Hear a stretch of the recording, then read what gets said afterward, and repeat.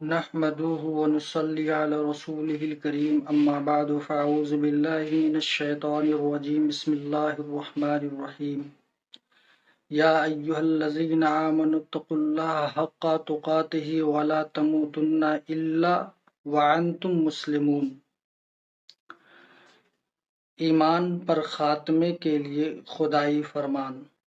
میرے دوستوں اور بزرگوں، اللہ سبحانہ و تعالی نے ارشاد فرمایا کہ اے ایمان والو، اللہ سے ڈرو جیسا کہ اس سے ڈرنے کا حق ہے، اور اپنی جان کو اللہ کے پاس پیش مت کرو مگر اس حالت میں کہ تم کامل فرما بردار ہو جاؤ، کامل مسلمان ہو جاؤ۔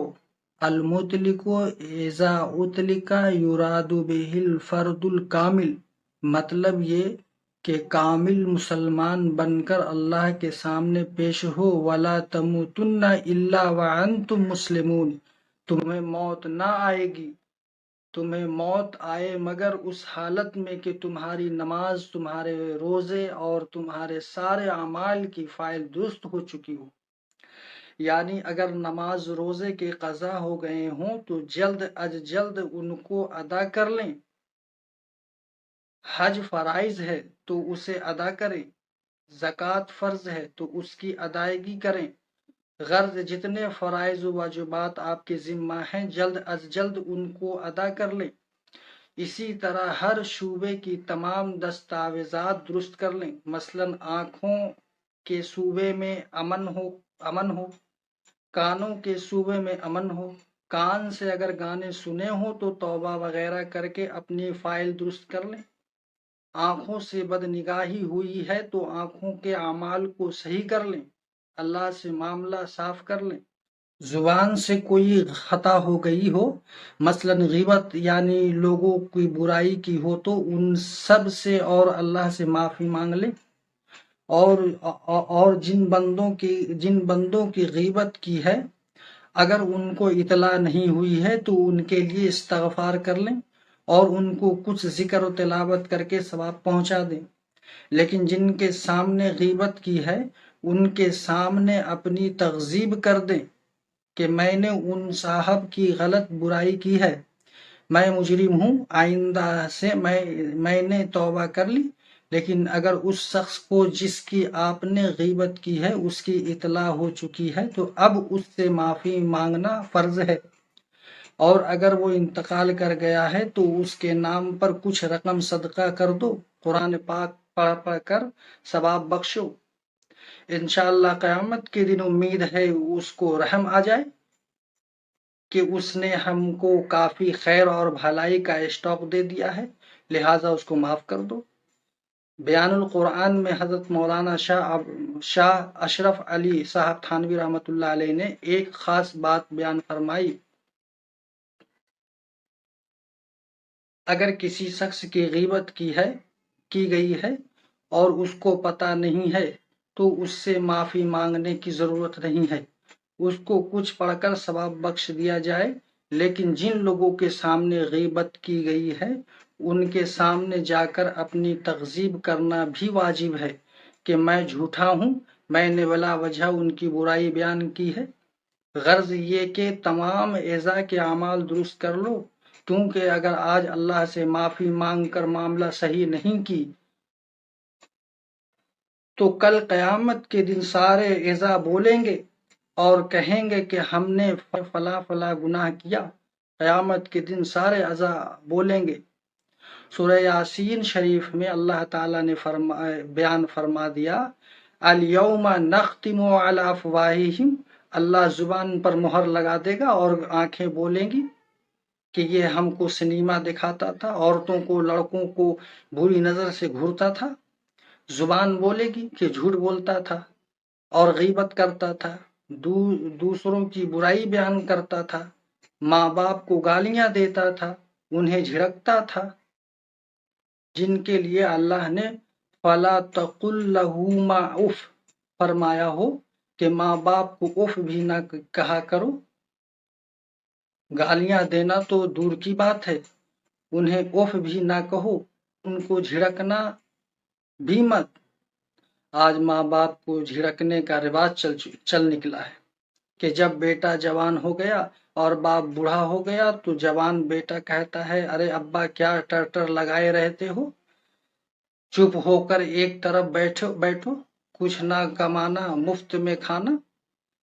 ابا کمزور ہو گئے تو بیٹا کیا کہتا ہے، کماتے کچھ نہیں مفت میں کھاتے ہو اور ٹرٹر بھی کرتے ہو، چپ چاپ پڑے رہو نہیں تو ناشتہ بھی بند کر دوں گا۔ اور اپنے بچپن کا زمانہ بھول جاتا ہے کہ جب 1 فٹ کا تھا تو باپ کما کما کر پسینے بہا کر لاتا تھا۔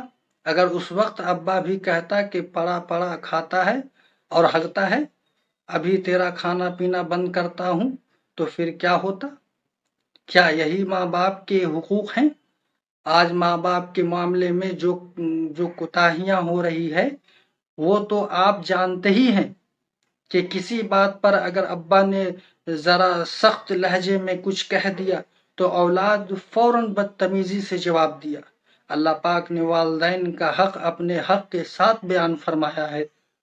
اشکر لی والدی کا اللہ نے عطف فرمایا اور اشکر لی میں یا متکلم استعمال فرمایا۔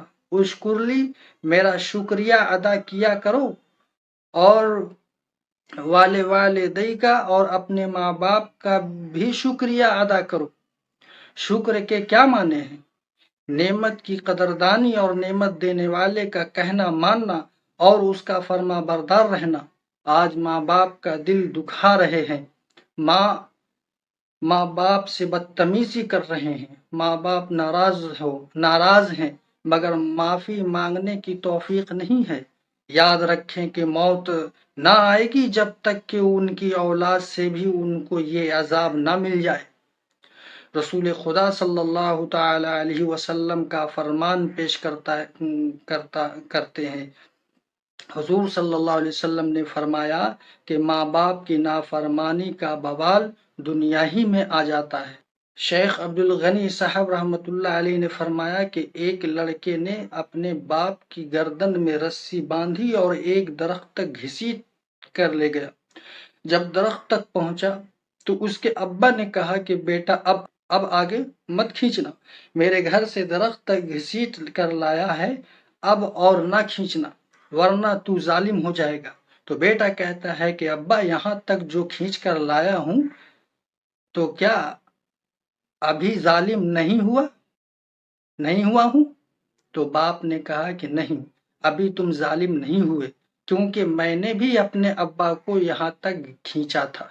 اب میں جوان تھا تو اپنے ابا کی گردن میں رسی باندھ کر اسی درخت تک میں نے بھی کھینچا تھا۔ اب میں بوڑھا ہو گیا ہوں تو جو بدلہ مجھے ملنا تھا مجھے مل گیا۔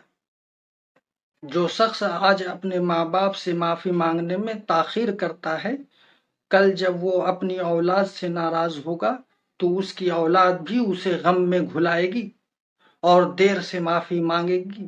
جیسا کرو گے ویسا پاؤ گے۔ اور جس نے اپنے بڑوں کو خوش رکھا، اپنے ماں باپ کو، استاد کو اور شیخ کو، تو یقین جانیے کہ اللہ تعالیٰ نے ان کو دنیا میں بھی خوشیاں دکھائیں۔ جنہوں نے ادب کا راستہ پکڑا، بڑوں کا ادب رکھا اور ان کا دل نہ دکھایا، اللہ نے ان کی دنیا کو بھی نہایت باعزت رکھا۔ دنیا میں جو کچھ نعمت ملتی ہے وہ اپنے بڑوں کے ادب سے ملتی ہے۔ مولانا رومی رحمۃ اللہ علیہ مثنوی شریف میں فرماتے ہیں، اے خدا میں آپ سے ادب کی توفیق مانگتا ہوں، کیونکہ بے ادب آپ کے فضل سے مرحوم ہو جاتا ہے۔ بے ادبی سے انسان اللہ کے فضل سے مرحوم ہو جاتا ہے۔ بے ادبی میں بدگمانی بھی داخل ہے، وہ باطنی بے ادبی ہے۔